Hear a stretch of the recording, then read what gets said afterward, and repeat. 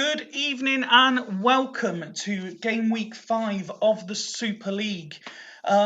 Contrary to reports earlier, there are not two on co-coms, but I do have one, and he has got more than enough fact and opinion to cover two. So please can everyone wish a warm welcome to Gazelle's manager, Mr. Duggan. How are you, pal? Evening, Fifey lads. You all right, mate? I'm very well. Thank you very much for joining me this evening. Always a pleasure. Always a pleasure, mate. Thanks for having us on. Good. I'm delighted to have you on. Obviously, this is your first season in sole charge of a team. So my first question for you, as we have a look just at the results from Friday night, how are you finding it being in sole charge? Yeah, brilliant. Probably enjoying it more than I actually thought, to be honest. And that's absolutely no disrespect to the kind of Dragons set up last year, because that was, I think we genuinely brought something a little bit different and a little bit unique in terms of the three manager setup. And obviously, over the course of 26 games, we were the best side in the league. So there's no shame in that, going from bottom to top within a season. No. But absolutely great to kind of have my hands firmly on the steering wheel and kind of being accountable, whether win, lose or draw, or whether it goes tits up or whether it blows up in your face. And also as well, just kind of try to bring something a little bit different in terms of manager content as well. So the likes of the team announcements, the likes of the head-to-head chats, the face-to-face chats rather, and some of the graphics and stuff, just really trying to bring something a little bit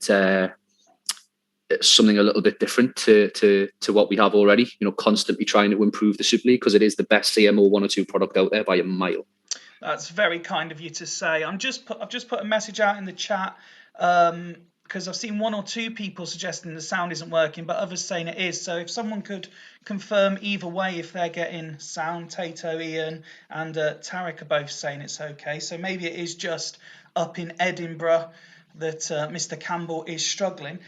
Again, I don't want to focus too long on what happened Friday night in the extra bank holiday episode, which I know you, as much as anyone, appreciated with the messages I got afterwards. But out of the results, what stood out for you, whether it was a particular result or a team's performance?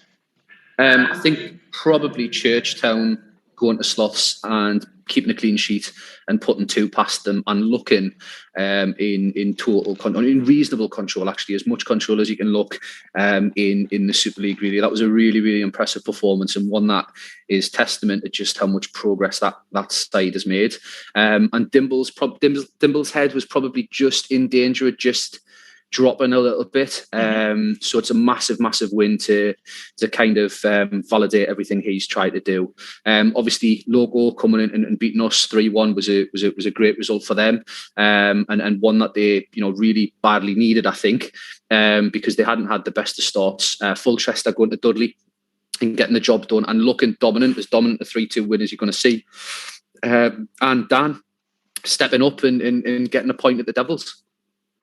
No, absolutely. And just so we can't be accused of any bias, Mr. Campbell saying the sound is now good, but he hasn't heard any Haggis praise yet. So have you got literally one word to describe their last 2 victories? Unique. Unique. Lovely. Just a quick check on tonight's fixtures. We'll obviously talk to you a bit more about your start to life at Gazelle's at the end. There has been a quick change to the lineup that was announced earlier. With Jamie unable to join us on comms, his game has been moved to 4th after Fulchester. Everyone who was after Fulchester will move down 1 space. But let's get straight into the action. And again, wish everyone who has joined us in the chat, whatever platform you're watching on, a very good evening. Hope you're enjoying your bank holiday. Game 1 sees defending champions Devils under the guise of Hodgie hosting Sloths, 2 teams who were predicted to do well, Duggan, both languishing down near the bottom. Here is what the Devils have gone with. Kuehl coming in for Van Bronckhorst, who... he's not injured. He's on, I think it's 91 or 92% fitness, but Hodgie's seen fit to drop in for Kuehl.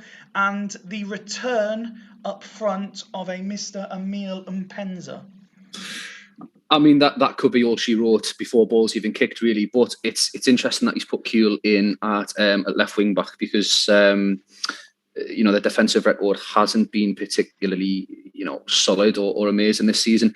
Interestingly, tactical and player analysis is really, really hard to do this early in the season. So I was just having a little bit of a look before we went live in terms of kind of comparing team performance, this point now, 4 games in, or the 5th game, compared to last season. So last season, Devils had played 4, won 3 and drew 1 and lost none. They were on 10 points and they won a +8 goal difference. This season, they've played 4, they've won 1, they've drew 1, and they've lost 2. So they're on 4 points. They're on a -1 goal difference. So they're 6 points worse off, and they're 9 goals worse off. So they're actually the biggest regressors in the league. They're the team that have made the biggest backward step relative to where they were after 4 games last season. So, Hodgie's top lad. Obviously, he escaped from being kidnapped last night and held to ransom. So it's great to have him back. Tobias Gran is put in a good couple of performances. And I'm not sure about Kuehl at left wing back, especially with how attacking slots are going. Interestingly, just on Barry Ferguson, he was, for a lot of people, the kind of big CM last season. I think he's been really poor so far. Yes. I think he's really struggled to get going, and whether that's because he's playing in a 1 and not a 2, or because he's got the forward arrow, or because the trend in the league is to move to 2 CMs this season. But he's been really, really poor, and Hodgie needs to start to get him controlling that midfield pretty soon. And on the flip side of that, just a quick note on someone that the official league Twitter shared a post about. Kieran Dyer already top of the average ratings again this season. Insane. Absolutely insane. Well, we'll wish Hodgie good luck, as he says that everyone is still talking about last season. That's because you've taken over the defending champions, Hodgie, and not made exactly a glorious start. Let's have a look at the Sloths, if we may. And they suggested they were going to have the same formation all season. That's very quickly changed, and now it's kind of a variation on what everyone else is playing.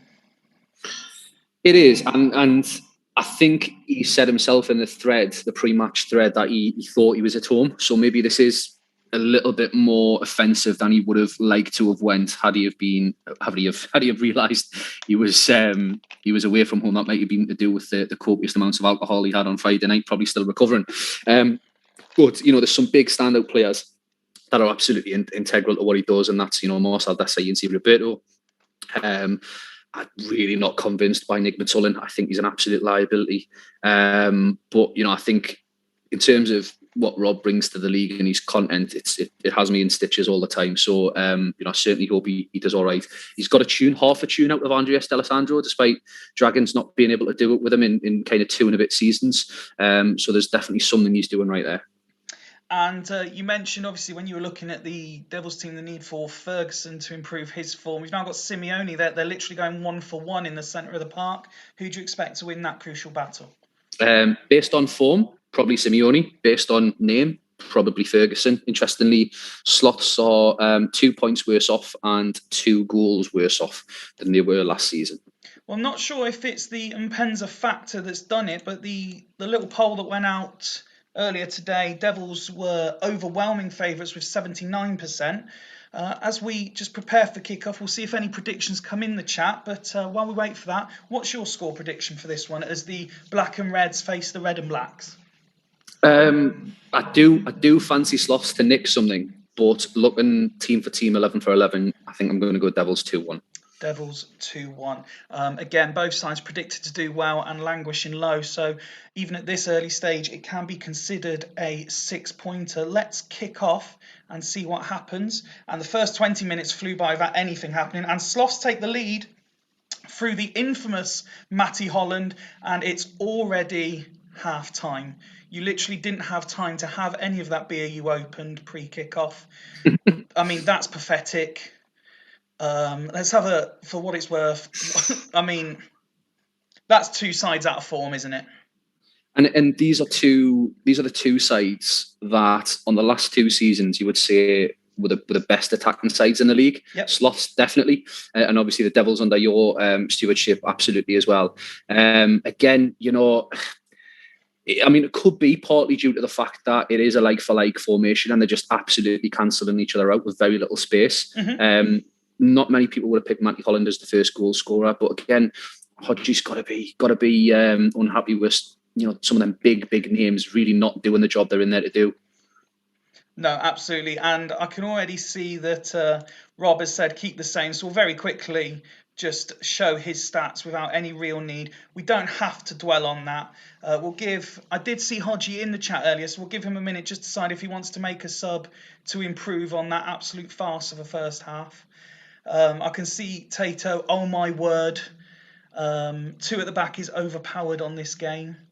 Ian Campbell, worrying times for Hodgie, making a word I won't say live on the air of the championship winning squad. Questions have to be asked of his managerial ability.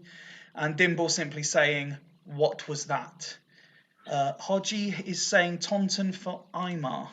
What do you make of that change? He's got to do something. He's got to do something. And if there's kind of one theme within this Devils side this season, it's that the big names haven't turned up. So, yeah, get him hooked. Well, let's kick off the second half and see what happens. I'll get ready because if it flies through, it won't be very long till we're doing the full-time analysis. Sloth's certainly starting the better. And although Devils coming back into it, I'm seeing Kuhl's name, Dyer's name, so a lot of ball out wide. Makoku and Soroczynski, Ferguson. And Devils continue to come forward. Can't find that equaliser yet, though. Sloths coming back into it a bit themselves. This still could go either way, certainly. Free kick to the Devils. Their goal-scoring issues continue, even with Mpenza back in the team. Slowed it down a little bit for the last 20 minutes. Matthew Breeze refereeing and showing a card. Emerson, Grant, Dyer, handball by Makoku. Hodgie won't want to see that.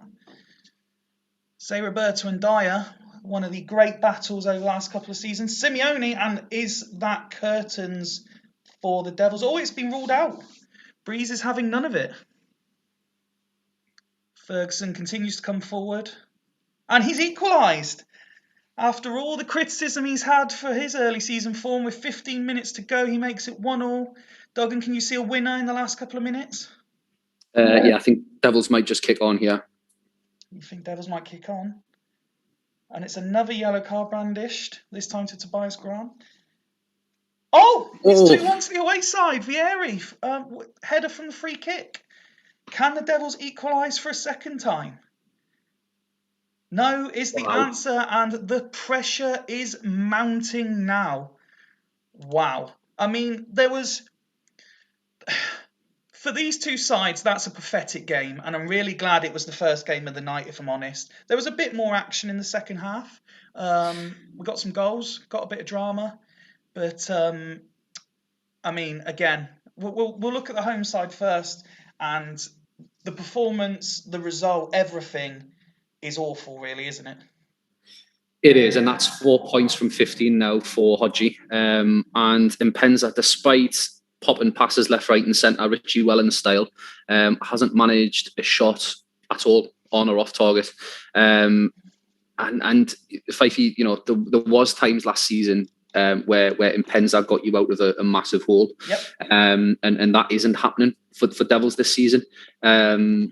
And I know he's shipped out Montella because he wanted to strengthen elsewhere. I think his business was great. He answered some of the big questions that people had over your 11 last season. But it just the big players he's retained, that spine that he's retained, other than Kieran Dyer, just is not doing it for him. No, I mean, we have to be fair to Mpenza. It's his first game back from injury. Ferguson with his best performance in terms of rating of the season so far. But you're right, it's just not quite hitting the levels yet. And I'm sure Hodgie will be firmly looking at it, thinking maybe I need to do something different now, because, as you say, that's a massive regression on where they were last year. Barry Ferguson again. If you just jump back to Barry Ferguson there, you know, he's third or fourth lowest in terms of, other than the keeper, in terms of the amount of passes he's even kind of tried to pop off, and he should be the person that's central to that, you know, joining an attack and defence together, really. Absolutely. And as I give you time to review the Sloths' performance, I'm just having a quick look in the comments. Tarek has said Richard Wright is really shite, sorry to say. He came in the last game because Frade picked up an injury and he's retained his position. Ian asking what's going on, Hodgie, and James saying that first half was an absolute joke. Look at the Sloths. Dean Richards, man of the match for his 9. Yeah, and I mean, he's not. You wouldn't have him in as a Super League centre half, would you? But the interesting thing about that was a very un-Sloths-like performance. They didn't blow Devils away. They didn't score two in quick succession. They didn't dominate chances. They went ahead, looked solid first half, got back to ones each, and then actually nicked the winning goal, where I thought Devils were going to nick it. So very un-Sloths-like, but that's not necessarily a bad thing.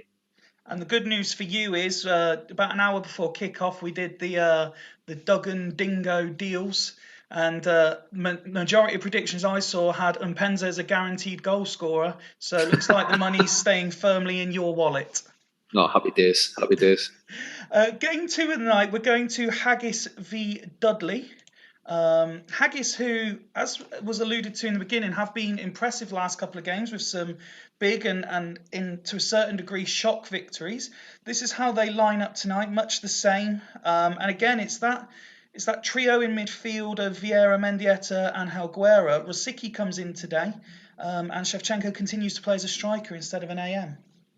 Yeah, which I said in the chat the other night is just such a massive shout. You downgrade him from what he's capable of so much just by dropping him back into AMC. Whether that's a kind of gut feeling or, if you actually look on the editor, then it actually backs it up.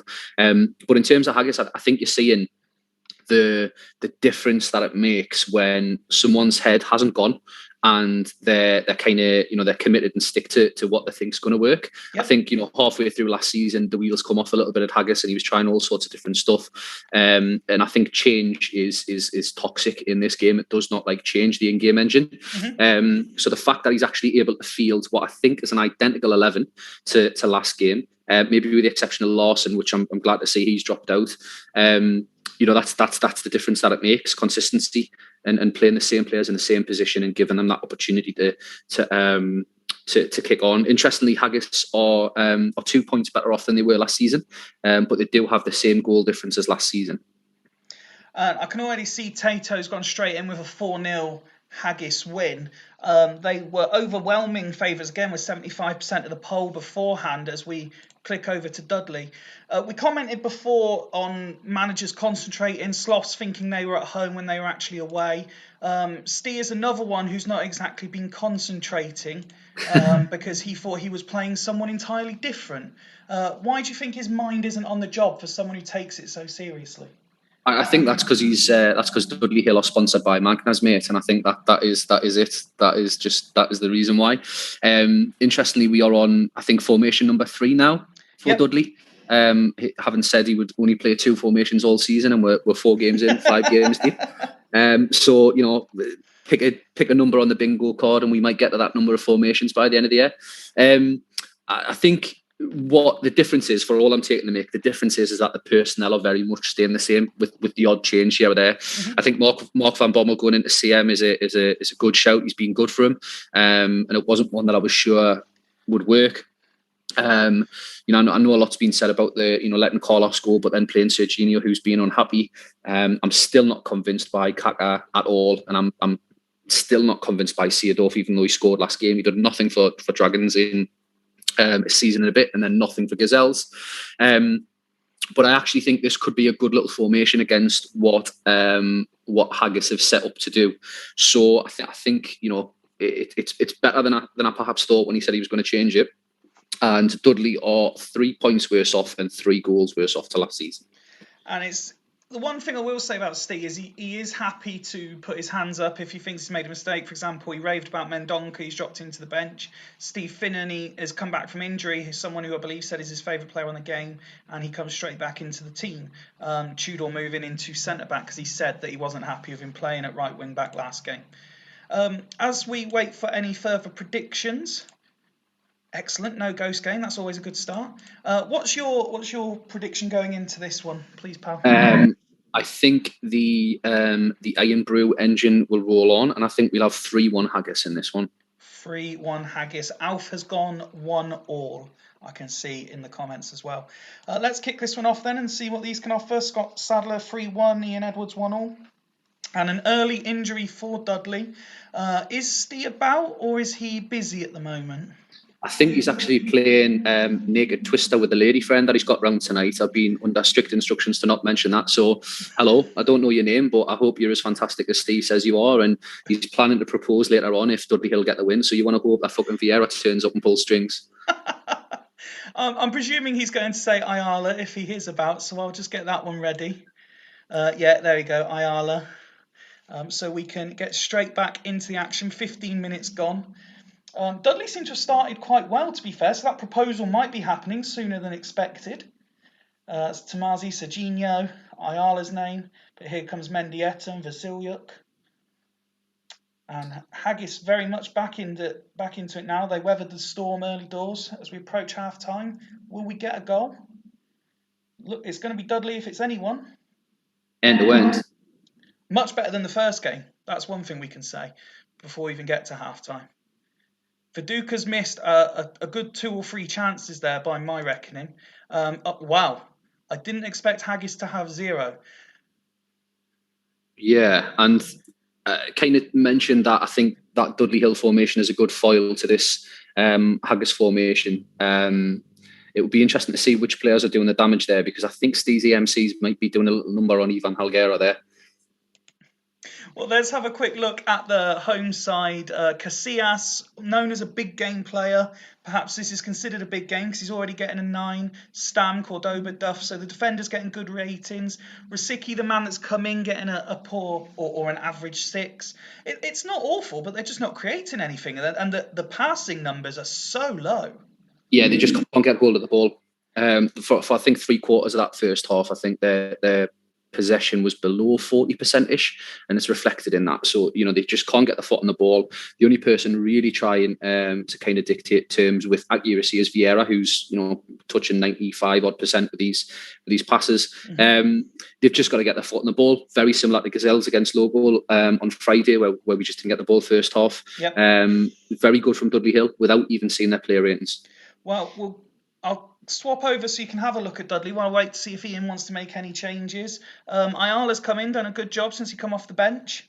And I can see in the comments, Ian Edwards, wow, needed to get a goal in amongst that domination, I feel. And that pretty much mirrors what you were saying.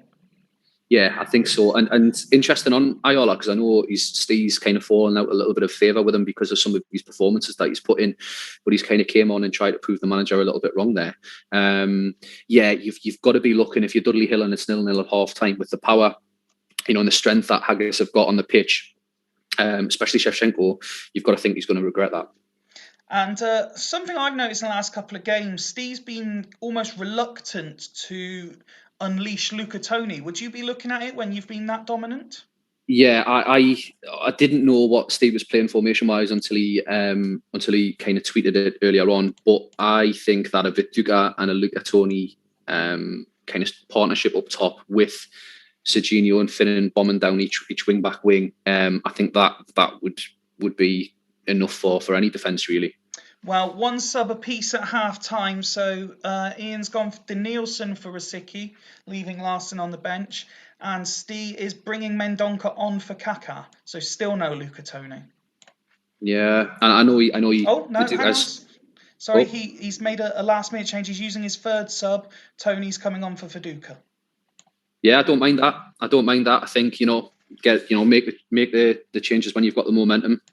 Luca Toni, I think, is a little bit of a cult player on this game. Seems to kind of pop up with goals when they matter, I think. Well, just one click on the stats again. As I noticed, James has put in the comments, Haggis 1-0 incoming. It would not surprise anybody if that was the case. Scott saying, I gladly face Tony and Viduka every week, suggesting perhaps the Dudley strike force isn't the most scary on paper.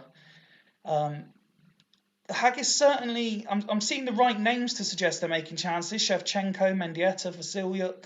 They're certainly more involved in this second half as we approach the hour mark. Dudley are actually struggling a little bit, it would appear. Let's just slow this down as we look to see if someone... This has got 1-0 written all over it, really, hasn't it? You can't see there being a glut of goals in the last 10-15 minutes. Yeah, Dudley definitely still with the majority of the possession, other than just that last 2 seconds where it changed. But it looks as though Haggis are...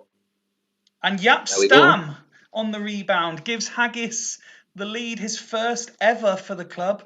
Tato in the comments saying, please get a keeper injury. Now he's made his 3 subs.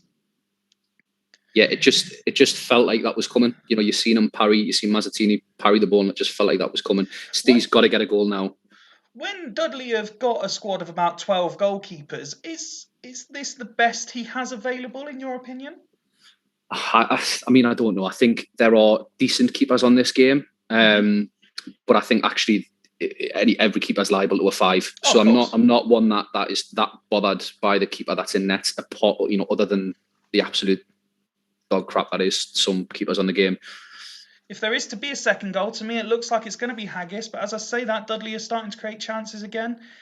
And Serginho after Tony, but still doesn't go in. And we're moving towards injury time. Van Bommel, Tudor, Finnan. Dudley is certainly looking for it, and they get a free kick. Van Bommel, it deflects off the wall, but Cole picks it up and then puts it into row Z. And Haggis hold on for a 3rd straight win. And, well, stats-wise, it actually turned into a decent game. Yeah, and that's some second half from Haggis. To go from not having any shots on target or shots at all, to then having essentially 4 more than Dudley in the second half if you aggregate the first half stats off. That's a massive result for Haggis.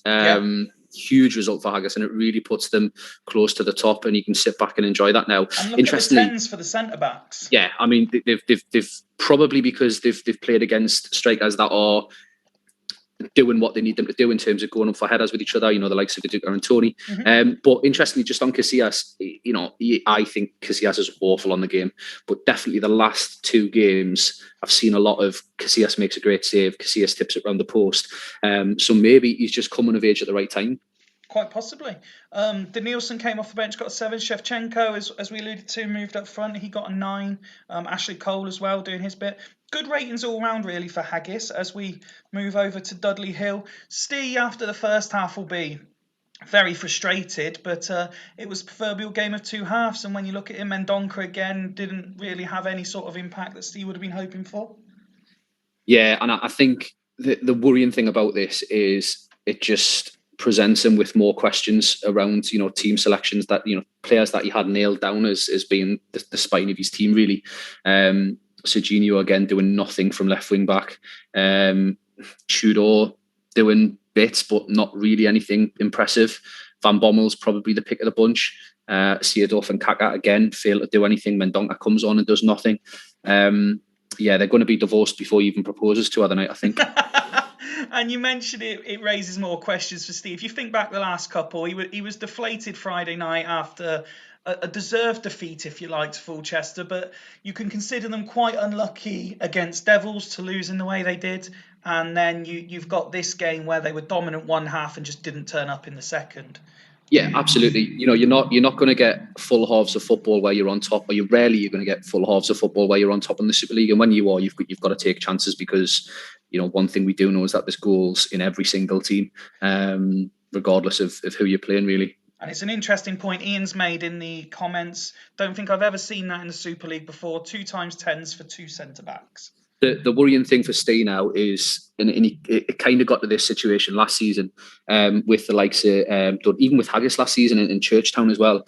You get to a point where the losses start mounting up and the morale just hits rock bottom. Yeah. And unless somebody turns up and plays a 10 in a stormer and bangs a hat-trick and wins you the game themselves, it becomes really, really hard to turn that around.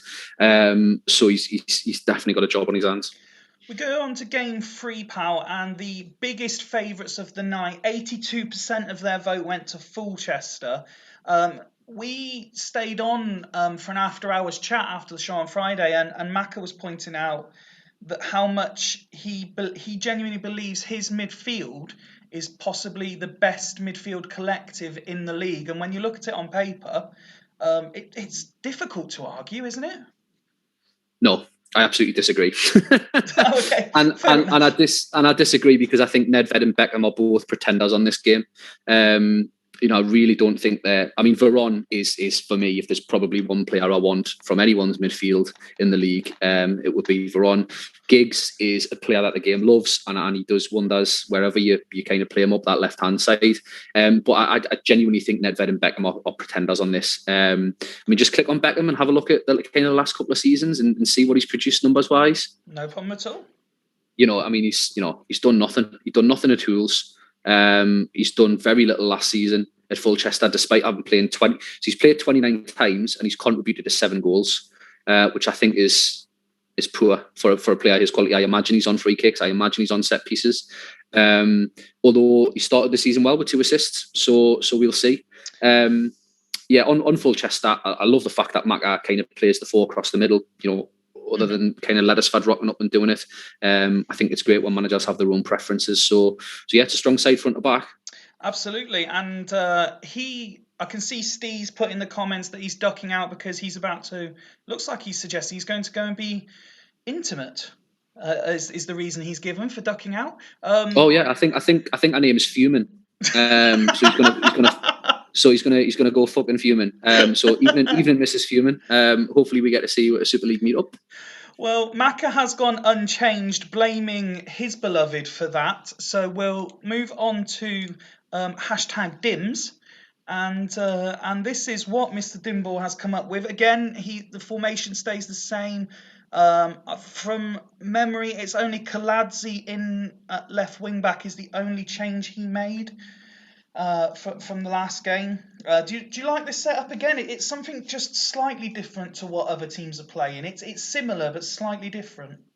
It is, and I think the biggest kind of compliment that I can pay him is that it shows that he understands what Churchtown's kind of target needs to be this season, which is to be much more competitive than they were last season. Yep. And to not be the walkover that they were last season. Interestingly enough, Churchtown, in terms of the progress that they've made, they're 4 points better off and 9 goals better off than they were last season. Obviously, that's wow. For and against. And they're the second most improved team 4 games in. Second only to Bostock, who will come to when they come up.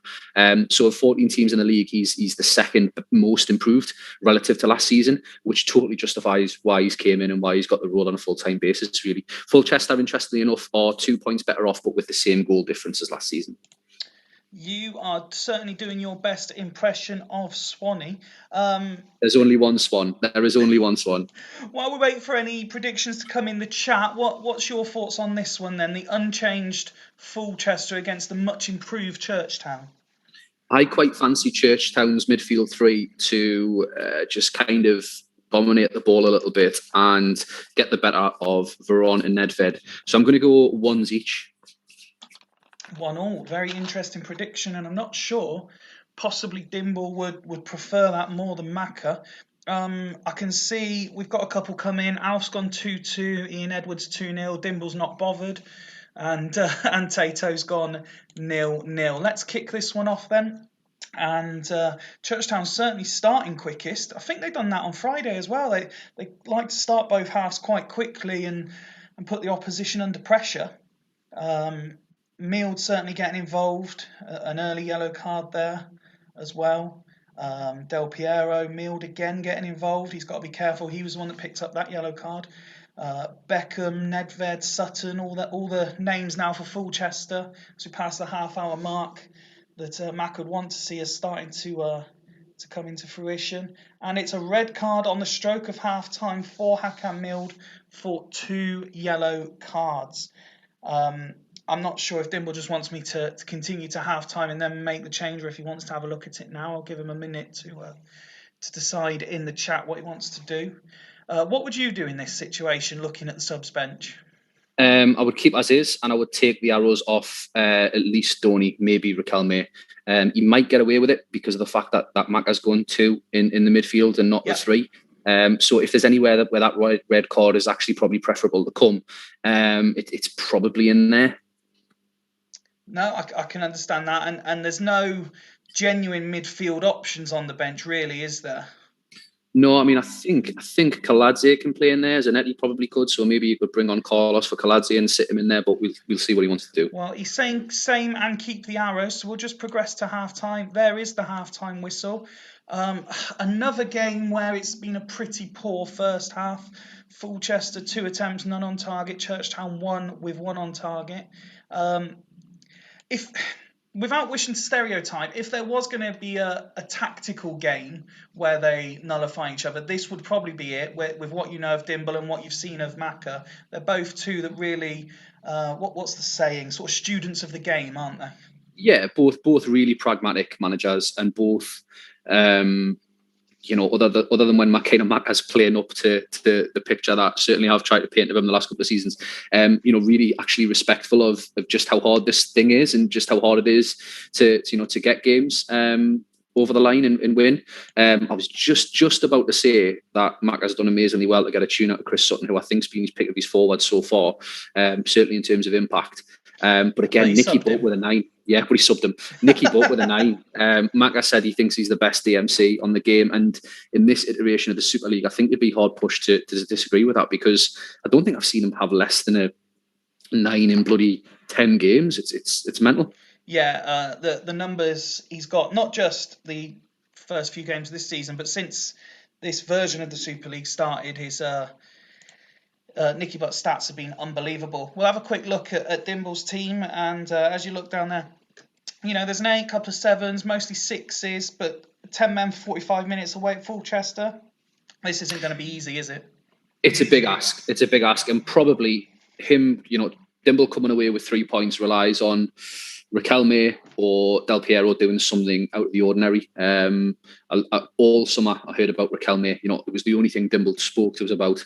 But you can see even there, fair enough, he's misplaced 11 passes, but he's definitely the one trying to be a little bit more proactive and getting things going. So what a signing he's been for Churchtown. Dimble will probably just want to stay in the game for as long as possible now. Well, I was going to ask, given that they already had 10 men, would you consider swapping Cisse for Santa Cruz? But Dimble's gone keep as is. So we will kick off the second half and see where we go. And the substitute on his debut has repaid the manager's faith within 3 minutes.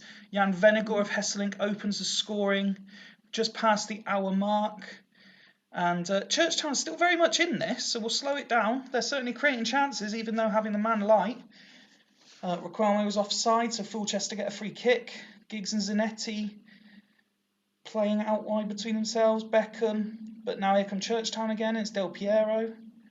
Terry picks up the Beckham clearance, and Churchtown come forward again, and they get a corner. You can see Churchtown equalising here, can't you, Duggan? It's a little bit on the cards, but you just worry about that Fulchester break with the 3 up top. Yeah, absolutely. As we move into the last 10 minutes, and Mac will be delighted to see that nothing happened there for about 10 minutes as Fulchester come forward again. 3 minutes added on, and we move into that injury time now. And it's another 1-0 victory, and it is for Fulchester. And an even game, so there's positives there for Dimble, but Macca, as you said, pragmatic. He would take this every day of the week.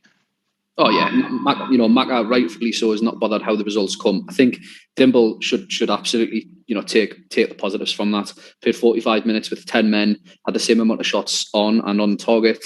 Looked as though you could get back into that there. So there's no shame in going to Fulchester and coming up second only just by the skin of your teeth. Nicky Butt again, he's an animal. He's an absolute animal. Giggs and Beckham doing all right, but again, Beckham really not contributing very much. But yeah. And we'll have a look at Churchtown, as you say. Their ratings aren't great, but that'll be because they had 10 men for so long, and there was a lot of work involved for them. But they still got some mates, Zanetti, Kaladze. They worked hard. Viali as well, who I think it was Ian, when he was on comms midweek, pointed him out possibly as someone he's glad to see getting some game time as well. Yeah, I think Viali is class. Zanetti and Kaladze doing well for Dimble. I know he's placed a lot of emphasis on those wing backs this season. But yeah, don't look at them ratings. Look at the scoreline. Look at the fact that they played 45 minutes with 10 men. Yeah, and completely there agree. was literally nothing between them. Let's move on to the rescheduled game 4, and so we move to Dragons. They host Locomotive Boston. This is a team that you'll obviously be able to comment a lot on, given your association last year. Jamie just putting in the one change, Ronnie Johnson coming in for Taribo West. Um, Obviously, there's been a lot of focus on the increased attacking options, and when you see the likes of Tomadira not even getting on the bench, it's certainly an improvement. But overall, what do you make of this side? There was some criticism of the centre midfield when you look at Cole, Davids, and Saeed as a unit. Yeah, I really like David Said, and I really like Joe Cole. I got no shame in admitting that I was someone who was pushing for Joe Cole to get a run of games at MC because of his creativity. I think you almost kind of score for an extra AMC without getting swallowed up by a DM. But it hasn't quite worked. He hasn't quite been as influential as maybe he was once or twice when he played for Dragons in there last season. You can't deny the fact that Hopkins' business has been class. Certainly, me and Wood were a part of that in terms of some of the earlier deals, but then later on. But just kind of a quick point on the strikers that he has brought in. I think it's almost like an embarrassment of riches. I think every one of his strikers, so the three big guys he's brought in, I think they all play better as a lone striker. And I think that would then free up an extra body either in EMC or in DM or in MC. And I think that maybe would make the team look a little bit more dominant in terms of the midfield. So that's, if I was still involved, that's something I would be pushing with. Certainly probably Clive as a solo striker with back and Cole in behind, and then maybe an MC in there with him. But yeah, I mean, look, it's a great side. I'll always be a Dragon. Love the Dragons.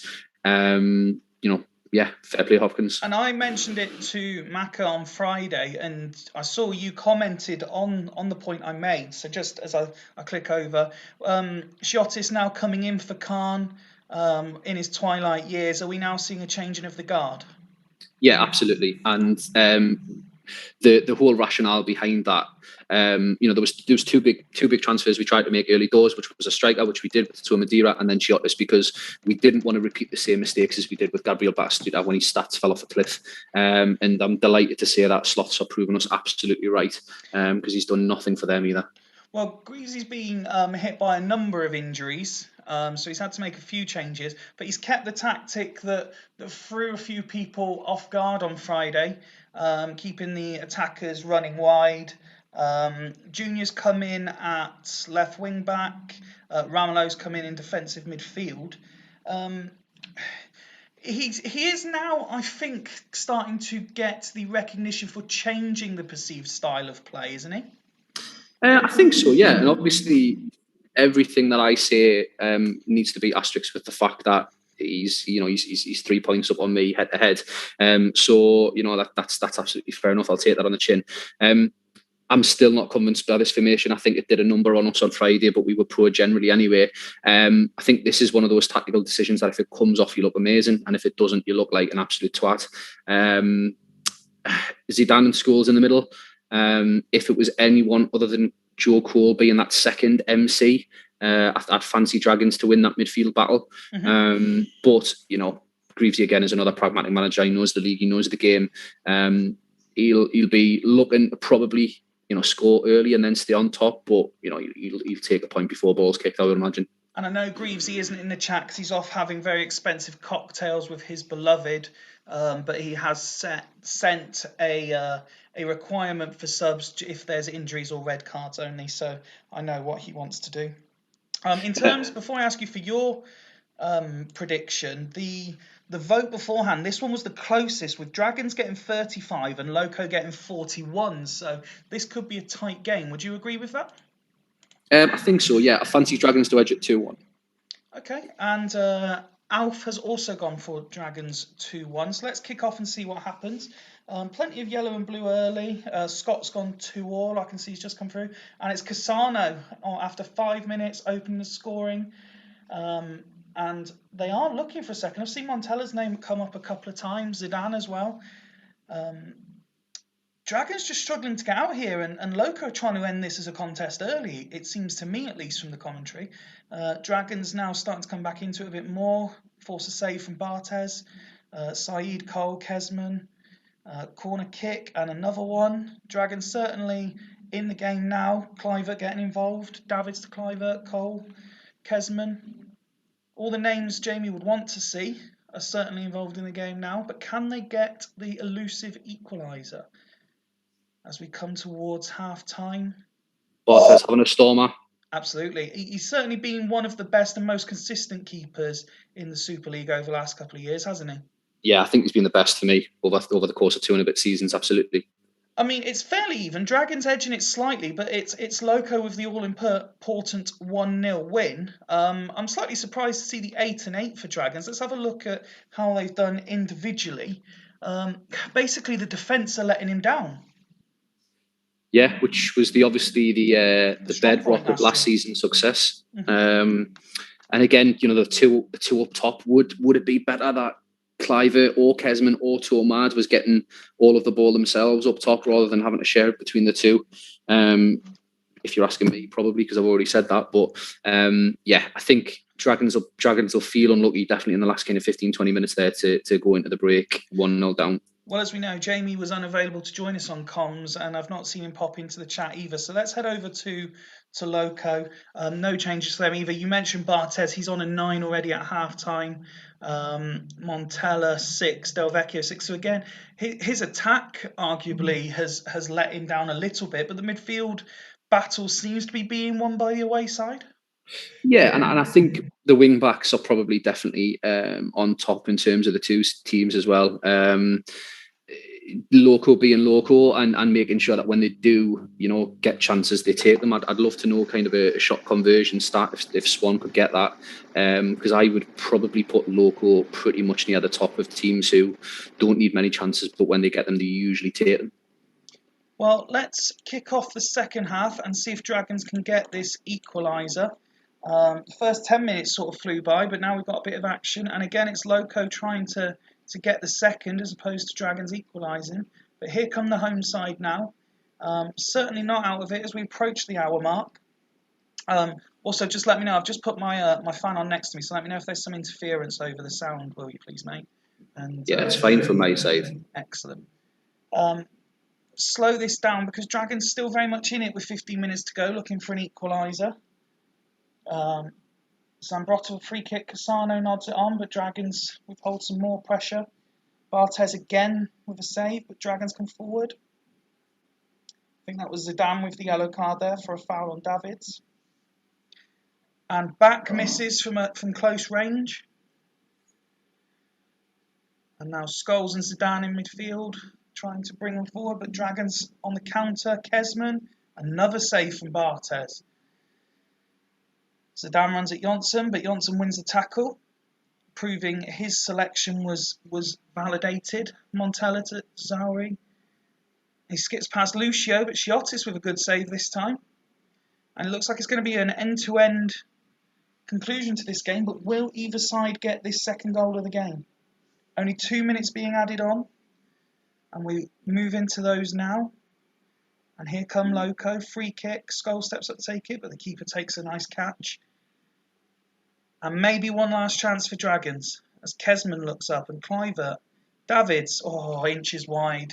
And that is all she wrote. Another 1-0 win, this time for the away side. Locomotive Boston. Again, as it was in the first half, Dragons perhaps edging it. But that strong rearguard performance that Loco are famous for, we said at the start that they're slightly changing the perception of them, but they're still more than capable of seeing out games, aren't they? Yeah, credit to Greaves. He absorbed a lot of pressure there in that second half and came out with the win. Interestingly, for all the names that Jamie's brought in, the problem still seems to be taking chances, really, with Tormad not on the bench. Joe Cole doing what he needed to do, really, in terms of stats, getting the ball, making passes, making things happen. But just poor. I think Archie Back had a good couple of chances in that second half. The header in particular, you'd fancy him to have been that. Hopkins will be fuming with that. And Tato and Ian both sort of agreeing with what we've said there in the analysis. Tato, hard-fought win. Ian Edwards, very professional. Boston, well done. Ian pointing out that that's now 3 1-0 wins already tonight.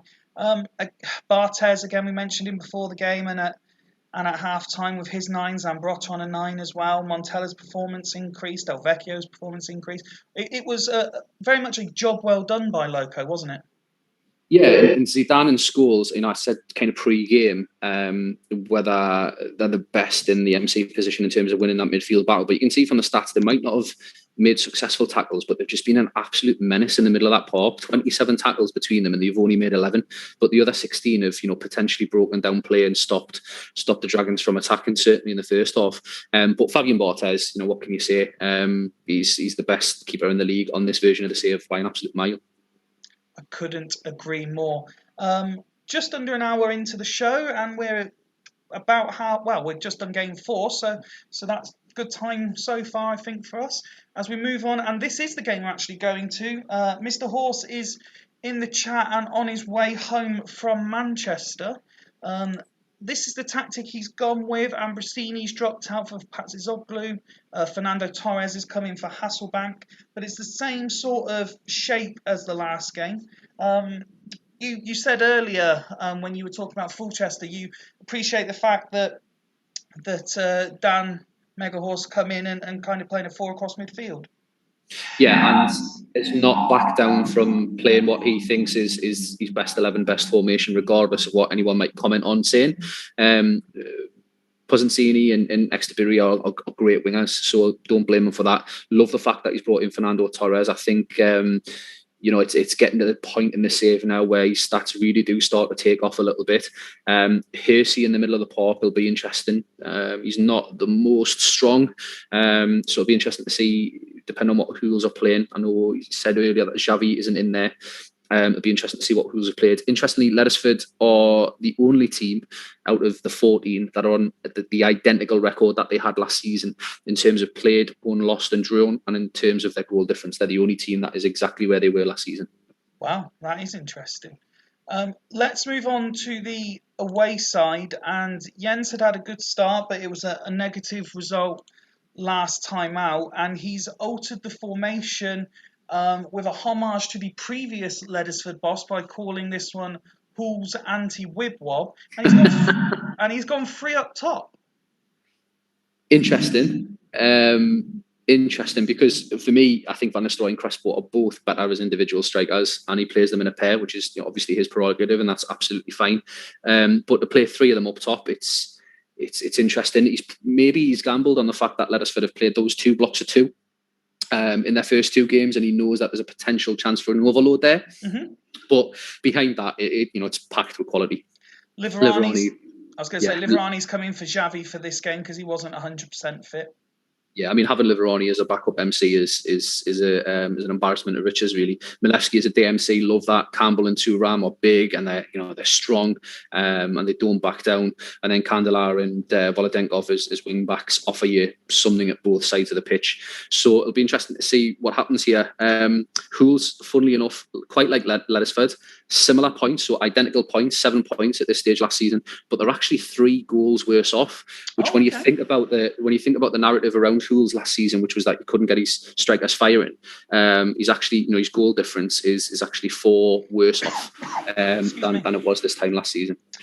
Just having a quick check in the comments before we press kick off. Startu D2, good evening, pal. Is he too late to join in the over under 26 goals? Nah, get involved. Get involved. Alf's gone 2-0. Do an Alf bridge and predict things after they happen. And Dan Megahorse, big game this. I think there'll be a result here. Excellent. Hall's go into it as favourites in the pre-match poll as well with 53%. Let's kick off and see what happens. Lettersford starting quickly. Torres getting involved. Paredes getting a yellow card there. Kivu getting booked. And it's Jeremy Blaney, who I think certainly one of the disciplinarians from last season. He's certainly a name I recognise. And there's another red card, the second red card of the night, and this time for Milevski. Well, that causes a problem. You'd imagine Liverani would probably drop back, and then maybe one of the strikers subbed off for a midfielder. Yeah, I think there's probably only one player coming off there, and it's Martin Palermo, isn't it? But it'll just be a case of how he's shuffling the pack, whether he brings on Zanoni to drop straight in there, or whether he pops him into MC and drops Liverani back. I can't see him really doing anything else. And much like Dimble, he's now got to play an hour with 10 men. Yeah, and one thing I kind of miss pre-game is that Paredes and Volodenko were both playing, and that was one of the transfers that I think overwhelmingly the rest of the league thought was heavily favoured towards one side, being Huls. Mm-hmm. So that'll be interesting how that rolls on. I haven't seen Jens for a little bit, actually. Well, he was in the chat because he asked if he'd missed his game, and I told him he hadn't. So he was about. I hope he hasn't fallen asleep again. We'll give him a minute just to. Just scrolling back through the chat. It's a long time since he commented, I think. If he doesn't reply within the next sort of 60 seconds, we'll carry on as we are, and then we can change it at halftime. Oh, here we go. Samac for Paredes, Samac MC, Liverani, DM. Oh, no, he's saying Palermo. So Palermo off for Samac. Move him to there and swap with Liverani and straighten them up. Palermo. Oh, hang on. Oh, no, that's Tato. He would have gone Palermo for Zanoni. I was like, hang on, no. Okay, cancel that. Would you agree that that's what Jens has asked for there? I think that's what I would do. That's what I would do, definitely. Yeah, I mean, has Jens left subs with Tato, or? Jens wouldn't have done, no. I know Megahorse said he did, but he's in the chat as well, so we can ignore that. So just check that again. Samac for Palermo, Samac MC, Liverani DM. That's what I've done there. So we will continue with that. I believe that to be correct. Oh, sorry, my chart's just slightly behind. Sorry, Jens. I'm not sure what Haiti means. I think it's just said hey, as in he's here. Okay. Right, let's carry on. I think that's right. There we go. Yeah. Jens is saying yes. That's correct. I'm glad we got that one settled. As we approach half-time, and Torres on the stroke, as the whistle was in the referee's mouth, scores, and Ledesford take a 1-0 lead. Huls have offered nothing, quite surprisingly. Ledesford have offered little, but it's certainly more than their visitors, and their only shot on target is the goal. And just as an aside, this would mean that Dan has started, if this result carries, Dan has started with 7 from 9, I think. Yep. 2 wins and a draw if this carries, which is ridiculously impressive, to be honest. Solid without being spectacular. And then Torres pops up with, I think, probably about 20 finishing by this time in the save. I don't know what you feel about clicking on players, but I think Torres has probably got about 20 finishing by this season now. So, comes along, gets a chance and takes it. There we go. Yeah, it's got 20 finishing. There we go. Comes along and takes his chance. So we'll leave the stats up because I know, as we said, that Dan is in the chat and he's in the car, so hopefully you'll get a chance to see that. The fact that he's restricted Huls to nothing is arguably the most impressive thing here, isn't it? Yeah, especially because he had that 2 at the back and the overload of Huls up top. Mm-hmm. But it looks as though Huls just haven't been able to get control of the ball and get it towards those front 3. So, it's interesting in this Ledesford side. You get drawn towards the attacking threats, the Ex-Riaz, Pozzanzini, Ronaldinho, and Torres. But actually, it's the guys at the back that are going about and doing the dirty work and keeping it tight. Absolutely. We'll switch it over so Jens can have a look at his stats, and that says, I won't say poor. That's as average a Huls performance as I've seen probably this season, isn't it? Yeah, and the red card wouldn't have helped things. It did feel like they were getting slightly back in the game, but it did feel Ledesford heavy. I'm not sure what he could do from this point. Maybe would you be tempted to bring Brozek on? Yeah, I probably would. Would it be for Rivaldo, or would you maybe move him wide and swap him for Candela? I don't know. I'd probably... You can't really bring Samac off. He's only just come on. yeah, I'd probably do Brozek for Rivaldo and just try and get him to offer something a little bit more interesting going forward, really. We'll give Jens one more minute. Oh, here we go. Zanoni for Volo and Brozek for Rivaldo. Sorry. So again, he's using all three of his subs. Yeah, I like that. If it's not working for you, make a change. We saw Maka do it to great effect. Yeah. So let me just check I've done that right. Zanoni for Volo, yeah, and Brozek, as we suggested, for Rivaldo. So could we see Tato's asked for goalkeeper injury? That would be rather harsh on Halls. Will the double sub at half-time pay dividends for him? Let's find out as we kick off the second half. And it looks like Ledesford have again started strongest. A lot more yellow and blue now as we move towards 20 minutes. Let's slow it down as we get into the last 10 minutes. That's a 10-minute period. They flew by. But it's Van Nistelrooy and a corner. Liverani lifts it in. Van Nistelrooy wins the header. Doesn't score. Those wingers have let us right over. It's Torres again. And he has run to the crowd, picked up a sign referencing Wooder's previous leaving him in the reserves, and he's showing it to the cameras. Everyone questioned why he was in the reserves, and this is why Horse has brought him back into. This is a massive result. Massive result. I mean, Jens won't be happy at all, especially after the last game. Even with 10 men, he won't be happy with this at all. Dan, on the other hand, as you said, it's a ridiculous start that he's made. As we move into injury time, Ekiog's shown a yellow. Tavy with a good save. Tavy's been really good, and I don't rate him at all in all the games. I think he's been great for Ledesford. What a result that is! And I can see Tato agreeing with what we were saying in our conversation just there. Torres looks immense. Why was he ever in the Rezzies? Scott Sadler, genuine golden boot contender. And Dimble says, so what we're saying is Torres is better than Hasselbank. Yeah, we are comprehensively, and I think someone who's came in and has stuck to his guns and has built a team how he wants to play and has done it in a way that is different to what the rest of the league's playing. So to absolutely take my hat off to him.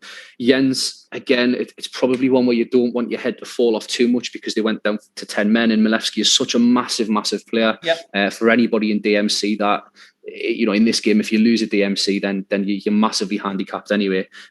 So it's maybe one that he just needs to kind of just take on the chin and crack on to the next one. They've got quality front to back rules. Yeah, no, absolutely agree. And a quick look at Ledesford's stats here. I mean, Torres obviously getting man of the match. Ronaldinho getting what you'd expect Ronaldinho to get. He is one who can blow hot and cold, and is generally in his tenure in the Super League been colder than hot, but he can pull out performances. He's not in the same sort of bracket as people tend to put Zidane and Scholes, where they just don't live up to expectation. But he put in a good performance. There was a strong again, defensive performance, and then you look at Pozzanzini as well, getting a 9. Really, that's an ideal performance by Ledesford to take a much fancied side in Halls, outplay them and keep them to 0. Yeah, it's the perfect home performance. Professional, solid, clean sheet, score 2, look fairly comfortable, and you get your front man getting the goals when he needs to. Really, perfect. And almost perfect. As I flick over so Jens can see his team stats, I know we're still only on game week 5, but pre-season, Wooders Ledesford weren't much fancy to do anything more than sort of 8th, 9th, 10th. When you consider the start Dan's made, are Ledesford genuine top 6 contenders? Absolutely, and I thought the squad was anyway. But the next fixtures that Dan has got are, if I remember rightly, a pretty tough run in. If you just give us 2 seconds while you pick that apart. In fact, I've got them here. So Ledesford go to Boston, Bostock, Gazelles, Dragons, Sloths in their next 5, which is a decent little run in. So that, if he comes the other side of that, maybe only losing 1 or 2, then he's got every right to be mentioned in the same breath as Bostock and Burn, really. I'm looking at the Hull stats here, and picking up mainly on the same thing you said, you picked out that Crespo, Van Nistelrooy, arguably better on their own. They were shaped to play as a free. Obviously, the red card, as you said, didn't help. But none of them have really got amazing ratings, particularly Van Nistelrooy on his 6 there. Whereas some of the other players you would expect, Thuram, Kandaya, Zanoni even coming off the bench at half-time, they're getting the ratings you would expect from them. Yeah, and I think hindsight's obviously a wonderful thing, but if I'm trying to kind of step inside Jens's head for a second, his beautiful head, may I just say, then I reckon he would probably turn back the clock, not go for 3 up top, either drop the extra body into the midfield or drop the extra body into the AMC, just to try and control the ball a little bit better. Red card aside, because even before the red card, it looked as though Ledesford had a lot of the ball, and it's probably one of the reasons why Milewski got the red card, because he was chasing shadows. As we click over to the penultimate game of the evening, which is this one, Bostock Stanley hosting Northern Burn, I'm just seeing in the chat there, Dimble saying, Wooders Ledesford was shite, Horsey's leads are solid, and Ian Edwards reminding everyone, Wooder was going to be top after 3 games, but he only played 2. Yeah, and he's in his what's the word I'm looking for? He's been extradited into Wibwob Towers, so he'll be chuffed that Dan's coming in and doing well. Jens pointing out in the chat that they did have a man sent off, which I think we alluded to in our analysis a couple of times. Let's move on to, as I said, the penultimate game, Bostock Stanley v Northern Burn. For the away side, Roy Keane's back in the team, which sees Jeremy's move back into centre midfield where Youngberg was. He joins Totti, and Lee Chun-so replaces the injured Ian Robin. Yeah, I mean that straight away kind of. I know Tato's alluded to it in the chat there. It leans me towards Bostock just that little bit more. It's a massive miss, and like every side in the league, it's about keeping them fit for as long as you can, especially in this mad cluster of games. You take one key player out of any of these 11s, and it looks massively different. The big thing for me, I think, this season is how fit Northern Burn can keep Maximum Shigalgo, and because if he's on the pitch, he will score, regardless of how out of games Burn might be at times when they play well or when they play bad. Shigalgo will always pop up with a goal. But I do like this Burn side. I liked it last season. I thought they were going to win it last season. I tipped them last season to win it, and he's only made the side stronger. I think Ryan alluded to it on an earlier co-comms and comms. This is a scary Burn side when they've got the first 11 on the pitch. Yeah, and looking at, as we have a look at Bostock Stanley, this again, similar to what I was saying about the Dragons game earlier, this was the tightest vote out of the 7. I mean, Bostock are going into it as favourites with 47%, but Burn got 44 themselves, so people really can't call this. Yeah, and it'll be interesting to know how that vote might have changed if Robin was fit. So maybe have just would have swayed either way. But I think a really close vote. I think anybody who isn't finding this one really hard to call either hasn't been following Super League or just absolutely doesn't know what the crack is. You could play this game 10 times and there'd be 3 home wins, 3 away wins, 3 draws, and 1 abandoned because of the snow or some shit. These are going to be the top 2 at the end of the season for me, quite comfortably. So it'll be a real good test for each of them. In terms of selection for this one, Dacour comes back into that midfield wall, which is certainly no reduction in quality. And Collins has come in as they've altered the shape slightly. It was Rossini, I think, played in the last game. But Collins is back into what's become his regularly seen role. Next to Gonzalez, who had a very impressive debut last time out. Yeah, he did. And as I said earlier when I was talking about Churchtown, Bostock are the biggest improvers to this time last season. They're 6 points and 8 goals better off. Burn, interestingly, are 4 points better off and 4 goals better off than they were last season, which is ominous considering how much of a threat Burn were last season. Well, I can see a couple of predictions already coming in. So while you announce yours, oh, no way. We got all the way to the penultimate game, and I haven't done one yet where I haven't had a ghost game. It's ridiculous. I think what you've got to do is move the cat's arsehole away from the screen, mate, and then that stops the ghost games, I think. Well, that gives us chance at least to move on to yours, and we get that really close game to end with.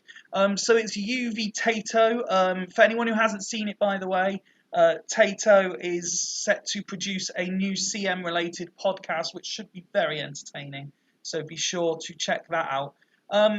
Let's have a look at your opponents first, if we can. And he's gone for what he's called his asymmetric formation. Nice. I love a bit of asymmetric on a Friday night. It's class. Listen, I think of everybody in the league, I think Tato has got the biggest challenge on his hands this season. Don't think he was left a particularly good squad, and think the business that he did was very, very solid in terms of what he managed to pull in. I absolutely take my hat off to him. I messaged him earlier today when he posted his team lineup last night, and then I spoke to him this afternoon. In that he's trying different things. He knows that he isn't blessed with a strong 11 front to back, so he's got to be inventive.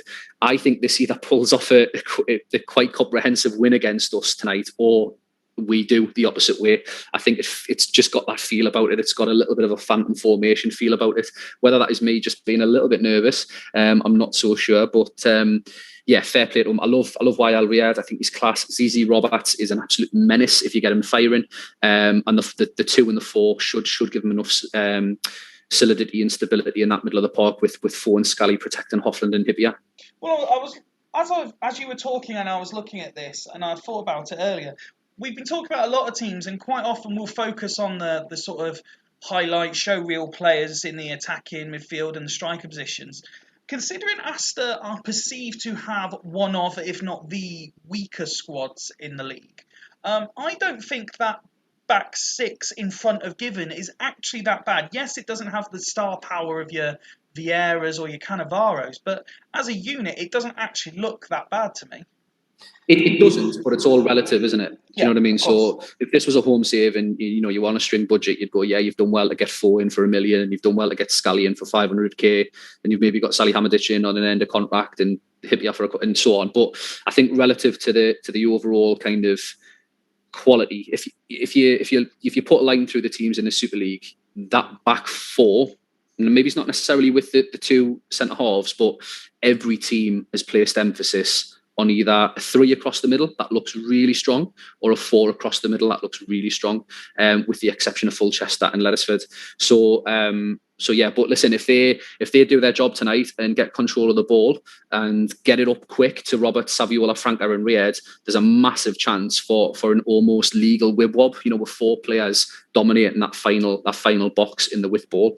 Just having a quick look in the chat, Tato saying, good job that got ghosted. The previous game, to be fair, because this one's going to be very one-sided. And Dimble on the comment I made saying the key to the sentiment is in front of Given, suggesting he's not a big fan. As we move on to yours, was there anything in particular about Astor that concerned you before kickoff? Roberts, Easy Roberts. Okay. Tato also put there, Given, Hippier and Sally all playing for their immediate futures here. This is the team you've put together, and the eye-catching change was Castillo coming back in up front and Raul dropping to attacking midfield. Yeah, I'm really happy with the first 8 names on that team sheet in terms of what they've been doing and what they've been offering. Mm-hmm. I'm not really happy or thrilled with the front 3, whatever combination that's been, whether it's been 2 AMCs and 1 up top, or 1 AMC and 2 up top. And that's definitely, if I don't figure that out quick, then that's definitely going to eat into the chances I've got of being comfortable in the top 6, I would say.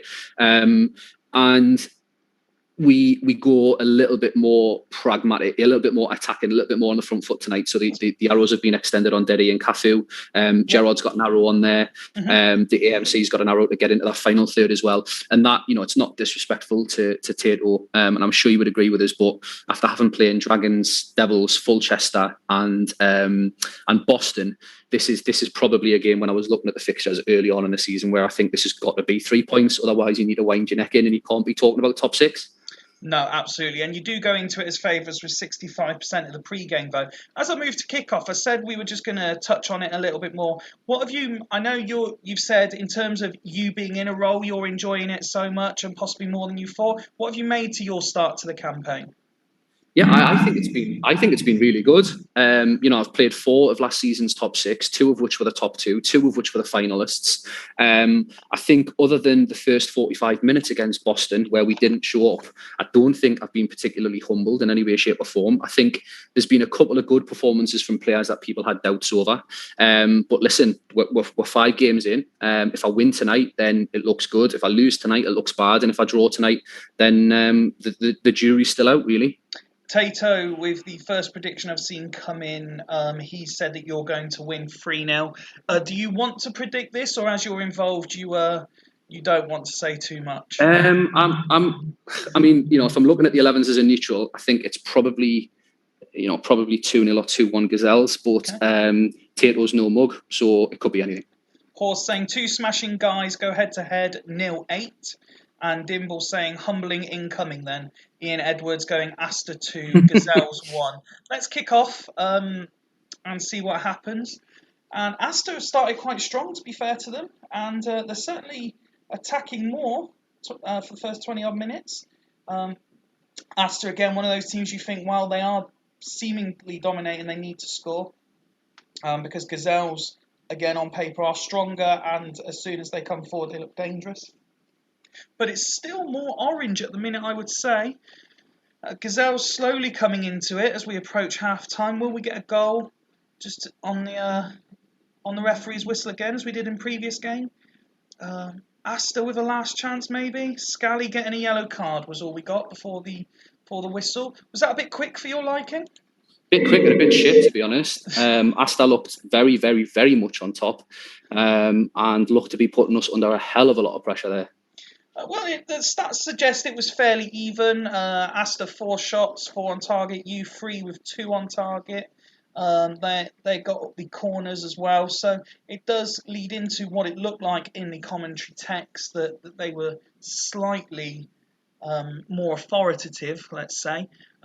Quick look at their stats so Tato can decide if he wants to make any changes. It's been good without being excellent, would be my assessment. I don't know if you agree. You pointed out ZZ Roberts possibly. He's on a yellow card and a 6. Saviolo's always been a bit hit and miss, not really getting involved with the ball, but he's on a 7. The other outside of league transfer, Reyes, he's again 6. He's been moved around into 2 or 3 different positions since he joined. Franca, he's got a 6 as well. Salih Hamadic, who was pointed out as playing for his immediate future, isn't exactly covering himself in glory. Before we click over to yours, is there anything in particular you're pulling out from those figures? Just Foy and Scally doing what they need to do, really. Tackling, winning the ball and recycling. So I think, without looking at my stats, they're probably winning the midfield battle at the minute. Well, let's have a quick look so you can have your assessment. While I quickly check the comments, Tato wants to make a change. Arthur coming on for Salih Hamadic. I will make that in a moment. Vulgaris 9, keeping you in the game. Yeah, keep our like a lot. And he's probably the only one that's really turned up. We will go. I'll wait for you to do Tato's first, mate. Sorry. No, that's all right, mate. I just wanted to get that done so I didn't forget. As you look at yours, what is there any changes you'd like to make to try and? Yeah, we'll go Van der Vaart for Gerrard, and we'll go Karagunis for Forlan, with Raul going up top, please. Okay, Van der Vaart for Gerrard and Karagunis for. Did you say Forlan? Sorry. Yeah, and push Raul up top. Bit like that. Yep, spot on. Thank you. No problem at all. Tato pointing out another keeper I play against on a 9. Haha. It seems to be there's a couple of managers that always seem to think the keepers pull out 9s against them. After what you've seen and when you consider the subs, are you confident going into this second half? Not really, mate, but I'll tell you, I'll take a full Chester 1-0 every day of the week, yeah. Well, let's see what happens as we kick off, and we're already up to the hour. Oh, it's a penalty to Asta, and ZZ Roberts has scored. I believe he missed a penalty in the last game. This is going from bad to worse for you, pal. I'm afraid Zayaleas is sent off. Yeah, keep as is. Keep it exactly as is, yeah? Yeah. Okay, let's continue. So 1-0 behind and a man down. This is not looking good for you at the minute, but you've certainly got the quality in the team. Oh, Asta go 2 up. No, it's been disallowed. Let's slow it down for the last 15. Can Gazelles get an equaliser? This looks to be a very good performance from Asta. Yeah, great performance from Tato. Into the last 10 minutes, here come Gazelles. Given to Foe. Karagunis gathers it, tries it from range, but given up to the task. Van der Vaart now, Castillo offside. 4 minutes added on. The Astor fans won't be happy with that, but they come forward. And it's 2-0 to the home side. Totally deserved. Tato will be going nuts wherever he is right now. Castillo from outside the area. Raul. Oh, it's 2-1. Have we got a grandstand finish? Surely it's too late, says the commentary. No, we haven't well got done, grandstand. Tato, Absolutely mate. nothing Well done, happened. Yeah, fair play. Unfortunately for you, pal, that's not a good night at all. So having a quick look at the immediate reaction in the chat. Dan Megahorse, that is superb. A round of applause. That's Astor price. Well done. Very good. Ian Campbell, some result, Tato man. Ian Edwards saying ZZ, and Tato Mourinho just going yes. Well, you said winning it looks good, draw the jury's out, lose and it doesn't look good. So I'm guessing you're not particularly happy as we sit here right now. No, absolutely not. But you've got to, when a team plays better than you and gets a result, you've got to say well done to them first before you start criticising yourself. ZZ Roberts has turned up and has been the difference. And Asta looked really comfortable for just about everything other than the last 3 minutes, when you thought maybe the goal was going to draw something up that was a little bit dodgy. But yeah, listen, well done, Tato. You've got the hardest job out of everybody in this league, and every 3 points for you will be absolutely massive and a huge credit to you, regardless of who you're playing. Well, you say Astor looked fairly comfortable. You see there Kevin Hoffland, who I think it was Maka on Friday suggested he doesn't always get the ratings he deserves, but he is a beast, and there he is with his man of the match. You pointed out Scally and Foe absolutely doing what they need to do. Tato suggesting he nearly took ZZ off at half-time, and what a game-changing decision that is not to. Before we focus on what went wrong for you, again, similar to one or two other sides we've commented on tonight, that is a very professionally job well done, isn't it, for Astor? Oh yeah, look, ridiculously comfortable. Yeah, absolutely hats off to you, Tato, mate. Well done. And we will just click over so you can have a review of what happened. Obviously, going down to 10 men isn't going to help. But when you see Raul there on his 9, you perhaps would have expected a goal from him, maybe?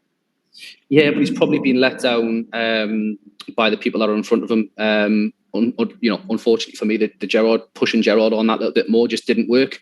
Didn't really create anything for us. The back guys at the back again, fairly solid. Zelius red card probably doesn't change the game that much, but it's always a danger with someone who's in there to do that job. But again, the same problem persists, which is that combination of 3, whether it's the 1 and the 2 or the 2 and the 1, haven't been able to crack that. And the teams that are flying are the teams that have sorted that out really in terms of what their AMC and forward options are. And one of the things I noticed straight away when I look at this, we commented on certain subs doing the job when asked to. Van der Vaart's basically offered the same as Gerrard, and Karagunis has offered virtually nothing. Yeah, poor from them both. It's hard to come on and change a game in 45 minutes, of course, especially when 23 of those minutes you're playing with 10. But yeah, big questions for Gazelles. Before we go back to the Ghost game to conclude, I'm seeing Chat Megahorse, gracious in defeat, love it, and Ian Campbell also commenting on your performance there, saying very humble, classy lad, brilliant to see. Tato, on the other hand, is now saying surely they have to be considered title favourites. Well, if you ask Alf, he'll say yes. But if you ask me, I'll say no.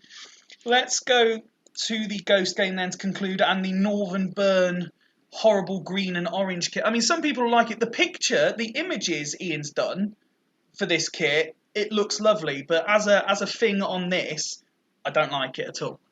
I like it. I think it's good. Different taste, I suppose. We did the review of the team. So have you got a prediction for this one? Sorry, I can't remember if we got that far. I don't think we did. No, I'm just going to go Bostock at edge. It's slightly 2-1. Okay, Bostock 2-1. Let's kick. I mean, this is a big time clash of two teams that were considered pre-season as favourites. So let's see what happens. And it's Burn who I would argue started quickest. Henri there having an opportunity. Collins getting involved. It's an early yellow card there as well. Rob Eady is a name I don't recognise as referee, so we'll see what sort of performance he puts in. Totti getting involved. We've seen Decore's name, Dye's name. Oh, and another red card. And it was for the man we did pick out, Gonzalez. I'm presuming this would be his home debut. And he gets a red card. I mean, we are on the stroke of halftime, so if it's all right with Scott, I'll just click so we can get to halftime and see the stats before he makes a decision. Let's just resume that. Hopefully nothing will happen to make me regret doing it. There we go, halftime. I mean, again, is this because we've got this time two sides in form cancelling each other out? Is it one of those, do you know, like go back 5 years or so, typical Man U Chelsea kind of game when absolutely nothing happened, when it's two title contenders? Yeah, maybe. And maybe both sides who do like to play on the front foot of maybe just being a little bit more defensive, or they've maybe toned down some of the forward runs on players. I'm not 100% sure, but it's a massive opportunity now for Northern Burn to kind of kick on and take a massive 3 points, which would put them 3 clear of Bostock, I think. Yep. Well, we will start with Bostock to give Scott a chance to decide what he wants to do with the red card. I can see he's come straight in. Decore off for Jax. Jax to AMC and Dye Central DMC. So Decore. Where's Decore? There he is. Decore off for Jax. Move him forward and Dye like that. I mean, that's an attacking change considering the red card, but when you've got Ndai, he is one of those few players who can do the job of two men, isn't he? Yeah, I quite like him better as a solo DM rather than as a two. So, and he's got Boyer in front of him as well, who's an absolute animal and will probably end up getting player of the season, really. So yeah, it'll be interesting to see how the second half pans out.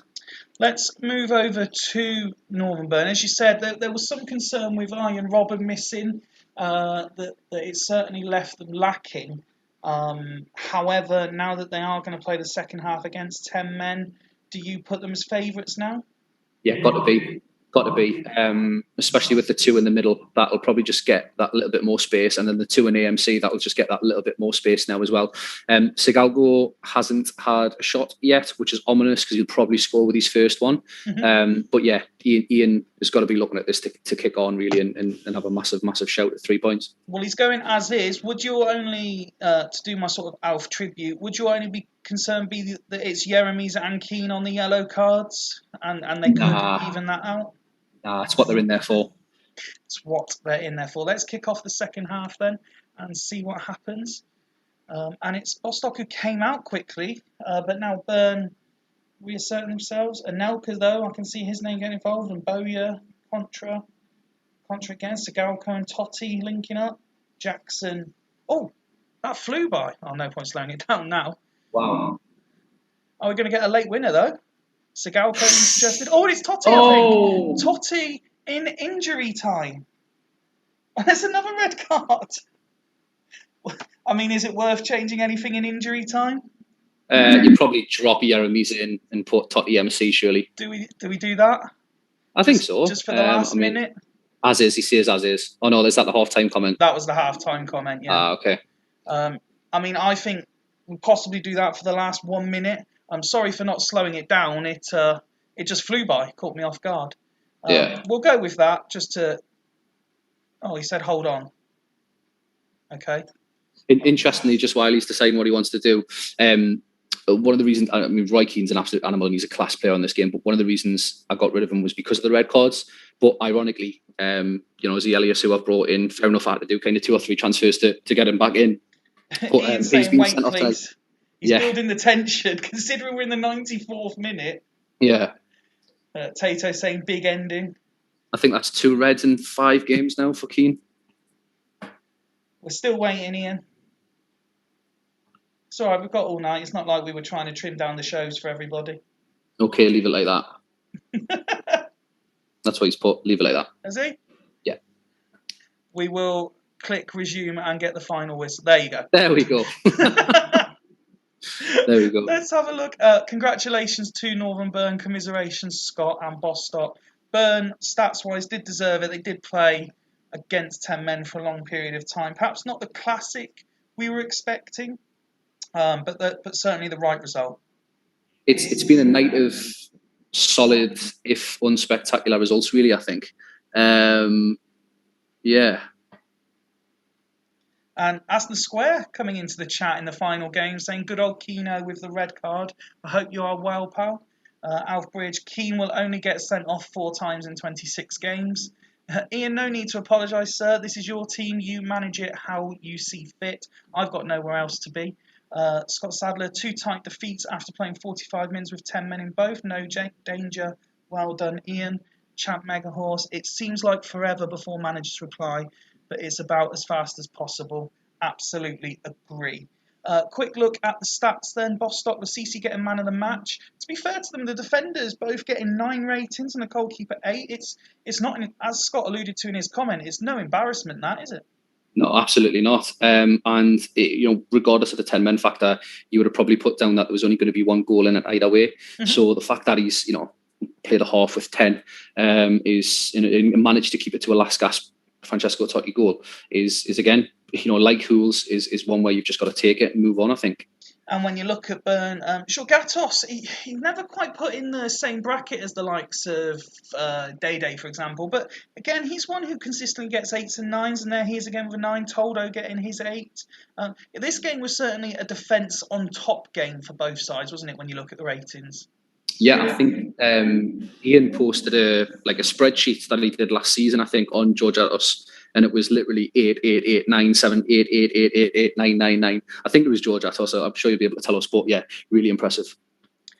And that concludes the action for the evening. So as we get the scores there were quite a few to nils, and it wasn't the highest scoring round, just for the sake of your competition, 3, 4, 5, 6, 7, 9, 12 goals, so it was less than 26. Was there any results or individual team performances that stood out for you in particular? I thought Asta looked absolutely dominant. We really didn't. That's 2 games on the bounce now where we haven't laid a glove on an opposition really. So that's worrying. Logo doing logo things with a 1-0 away win is always impressive. And let us fed up a second. The guy's been in the job for 2 seconds. He's had no transfers. He's had no time to really do any massive play testing. Look, Lettersford for me are the standout team at the moment. Well, again, we are only 5 games in, which is worth reminding people ahead of Ryan taking the reins over again on Wednesday.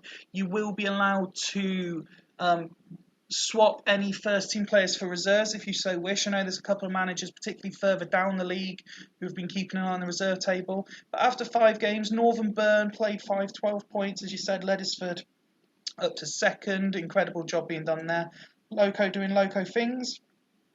Bostock Stanley, despite the 2nd defeat of the season, they're still 4th. Fulchester doing what they do, and Haggis, 3 wins on the bounce after starting with 2 defeats, make up the top 6. You drop out, pal. You're 7th on 7 points alongside Hools, who have dropped out. Sloths, a big win for them today against Devils. That moves them up to 9th alongside Asta, both on 6. Dragons on 5, Churchtown 5. The Devils in 13th on 4. I'm reluctant to say worst defence for title because that came back to bite me when I said it about Ryan's Bolton Phoenix team. But Hodgie will be feeling a certain level of pressure, I'm sure.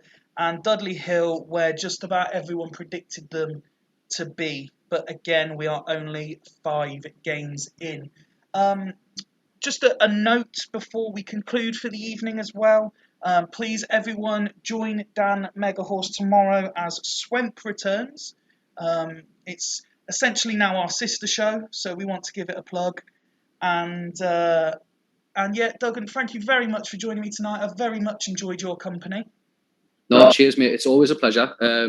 It's. I think the league this season is absolutely fantastic, and the managers and you and Ryan have just done a class job. It's a privilege and it's an absolute buzz to be part of it. Even when you get dicked 2-1 or 3-1, just remember, lads, it's only a fucking game. And I'm just clicking through a couple of the player stats as well because that got asked for. One last thing before you go, sir. Michael Owen, top of the assists list. Next fixtures, you travel to Churchtown.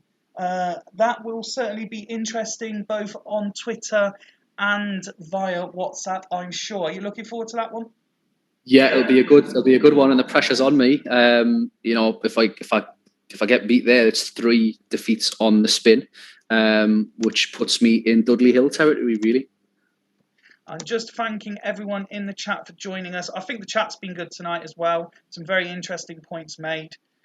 And again, thank you for watching. Thank you for joining me. Make sure you watch Swemp tomorrow. And Ryan will be back on Wednesday. Packs will either be out tonight or in the morning. But until then, again, thank you, Duggan. Thank you, everyone in the chat. And it is goodbye from Super League HQ.